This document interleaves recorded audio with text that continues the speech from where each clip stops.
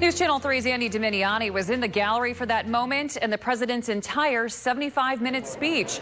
He is live on Capitol Hill and joined by West Michigan Republican Bill Huizenga for immediate reaction to the State of the Union. Andy, good evening. Hi there, Jessica. Yeah, the president covered a mind-boggling number of topics in that 75-minute address that just ended here about 40 minutes ago.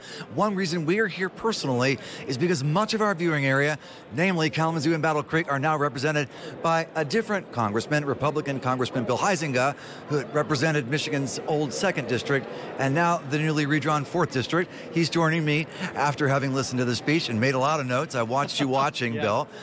What's your overall impression of President Biden's performance tonight? Well, Andy, at the end of the day, we'll see actions speak louder than words. You know, the president talked about a unity agenda. He talked about all the bipartisan things that he had done over the previous 2 years. Certainly hasn't felt very bipartisan to a lot of us, but we'll see what he does moving forward and whether he's truly serious about immigration reform, for example, which means getting border integrity back in place and those kinds of things. I thought he was frankly overly optimistic and had an overly rosy view of what's happening in the economy. And frankly, I just don't think people feel it in their bones. They certainly don't feel it in their pocketbooks and in their checkbooks. And where inflation is still rampant, we've got price increases on everything from fuel to food. And that is a huge problem for people. That's the kind of thing that we need to be fixing. Bill, this was a fairly raucous and unruly address, more than any I've seen. Even some in your own party calling him a liar, the president himself yelling. Were you part of that group calling him a liar? What was that about with Medicare? No, I was part of the group shushing everybody. Well, good. That needed, I think we need to have a certain amount of decorum. But, when the president's talking about this unity agenda, yet is erroneously and falsely calling Republicans out saying that we're going to be ending Social Security and Medicare, which is blatantly false and not true, and I think it was just to score political points, that he got a strong response, and that is the kind of frustration that I think a lot of people feel with politics today, where they see people saying one thing but doing another thing, and that's a problem.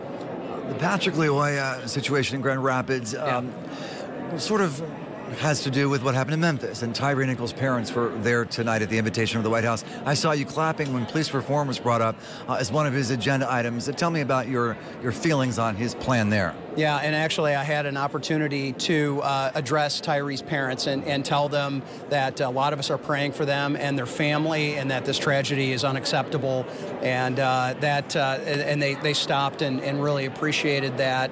I do appreciate the fact that the president acknowledged that the vast majority of law enforcement officers are good people trying to protect their community, and we have some bad actors that need to be rooted out, and they need to be prosecuted, and they need to be taken off the force. And I met with the Michigan Sheriff's Association earlier today, who were echoing that exact thing. And so we have to acknowledge the problems, but we also have to acknowledge those that are doing the job properly to support and protect our communities. So what does that look like moving forward? Making sure that our police officers at all levels have proper training, have the proper tools, have the ability to go in there and return home safely at night, but also those that they're protecting be able to return home safely. Congressman Bill Huizenga, thanks so much. I know you've got other interviews. We appreciate you putting us first, and we'll throw it back now and have more with you tomorrow morning. Sounds good. And good to have you out here, Andy. I'm glad you could join us. I'm glad we could, too. Thank you so much. All right, guys. Well, putting Americans' money back in their back pocket, that was another topic